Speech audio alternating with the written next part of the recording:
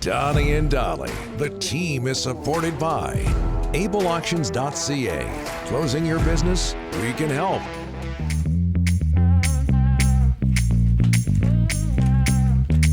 One of my favorite pieces of generic music on this show. Oh, yeah. All today's guests, and Rick, you agree? All today's guests, including Craig Button, standing by, brought to you by the Bayside Oceanfront Resort. Christmas in the air at the Bayside this holiday season, which means there are deals to be had. Details, call 250-248-8333. As we're joined by TSN Scouting Director Craig Button. I believe he's on his way to the World Juniors. He is in Sweden. I think you're in your office at home there, Craig. Last time we talked to you, I believe we were speaking about the Canadian World Junior Camp, which you were at in Ontario. Uh-huh. They've decided on their roster, but at that camp, what or who stood out? Well, the who was Macklin Celebrini. And in the camp, he was their best player. And it's always amazing to me. I mean, we know that the tournament, it really favors the older player, and certainly the maturity that goes with it, both physically and mentally and emotionally, and the ups and downs of a challenging tournament certainly lend itself to success to the older player. But Macklin Celebrini is a unique player. He understands how to play the game in so many critical areas and how to excel in those areas. He has an on-ice maturity that is beyond his years. When I watch, and I've compared Macklin to Jonathan Toews, and I see him, I've watched him. To me, he's got the same type of game, the same type of on-ice demeanor. When I think back to Trevor Linden was like that. And it's very rare for young players to be able to just be settled in their game and not get fussed if they're not scoring. How many times you see a young player start to press and they can't contribute in other areas? That's not the case with Macklin. And, you watch, and I would say maybe the first 10 minutes of the first scrimmage, he was trying to find his way. Mm-hmm. But boy, once he found his way, he excelled. And I think that going into this tournament that he's going to be a player that's going to find his way to be a really important player for Team Canada. Don't look at the birth certificate when you're looking at Macklin Celebrini. Just look at what he does from a productive point of view. Who has the strongest roster, in your opinion, going into Sweden, Craig? I think Sweden and the USA have the strongest rosters. There's no perfect roster here. The goaltending for Sweden, I don't think it has to be stand-on-your-head goaltending, but it's going to have to be steady and consistent and reliable.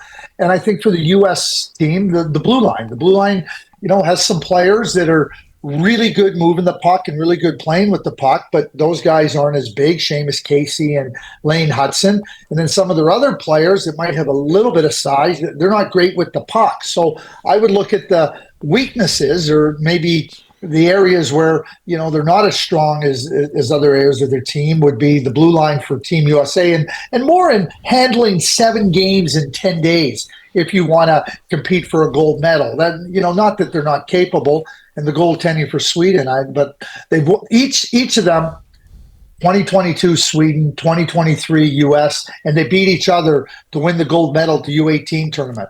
This is that group of players. That's that group of players that are coming through now. And I think that they go into the tournament as the two favorites. Craig, here we go again. Kuzmenko, a healthy scratch tonight. Just having a tough time with Rick Tocchet. 39 goals last year, 6 this year, then fourth line, now healthy scratch again. How long do you wait, Craig, before that relationship gets better, or it's time to make a move? It's such a I don't want to call it a dilemma, Rick. It's a situation that everybody's trying to manage, and Patrick Alvin will be trying to manage it. Rick is trying to manage it. Kuzmenko's trying to manage it. The agent's trying to manage it. And, you can say, okay, here's what I need from you. Here's what I want you to do. I come back to this. Why did they sign Kuzmenko? For his offense. He contributed big time last year in a big way. And when you start to look at his game, I think he has to be in offensive situations. If you're going to ask Kuzmenko to be a third, fourth line energy player and, grind it out and play strong on the boards, you're never going to be happy with him, and he's never going to be happy. He might try to do that. So when you ask the question, Rick, how long can this go on for? I think at some point in time, sooner rather than later, it becomes untenable. Because the player now is trying to do things that he's being asked to do. But are the things you're asking him to do going to result in a player, number one, being able to do them competently, and number two, embracing them? I don't see that. So I think it happens sooner rather than later. And at some point in time, they just might have to look at moving along. Craig, coaching change in Ottawa, DJ Smith out, Jacques Martin in. Your thoughts on what took place in Ottawa? Long overdue. It was something that, Jacques Martin has tons of experience. We know that. I don't think there's any question that Jacques will step in and give the team a really good game plan, a really good system of team play that will allow them all to be productive and allow the team to get closer to their potential.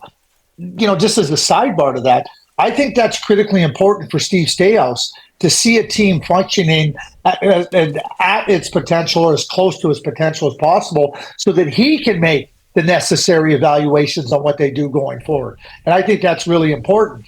But, I think when you start to look at where the team is at, I think they have talent. I think they have players that where the record is not representative of how much potential they have. And I believe that if Jacques goes in and does what I think he can do, I think that the buyer's remorse might come in. Why didn't we do this sooner? Yeah. Because it was clear to me that this should have been done long ago. And DJ, the players loved him. He loved the players and everything. That's not the coach's job. The coach's job is to get the players to play to their potential. The team was not anywhere near its potential. Predators against the Canucks tonight down in Nashville. Preds have won 4 straight, 13 of their last 16. Ryan O'Reilly is there now, Luke Shan, Andrew Burnett, and Barry Trotz. What are they doing right in Nashville these days, Craig? Barry went in there, and he made some pretty significant moves in the offseason, trading Ryan Johansson, buying out Matt Duchene. And Barry really felt that the team had become complacent. He felt the organization had become complacent. Well, you start to go in and you start to make those types of moves, and it's not just talking about it, it's about making the moves. They've injected some younger players into their lineup. But I think what Barry has done more than anything, he has said, this isn't acceptable. We're not a team that's just going to be a place marker on the schedule for teams. And we're not going to just be happy with, oh, yeah, we won, and okay, we're good, oh, we might be in the playoffs. I think it's critically important what Barry is doing right now.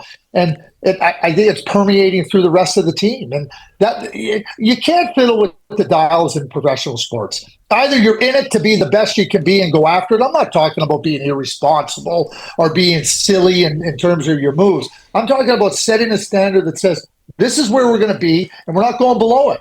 I think Barry has done an outstanding job of doing that.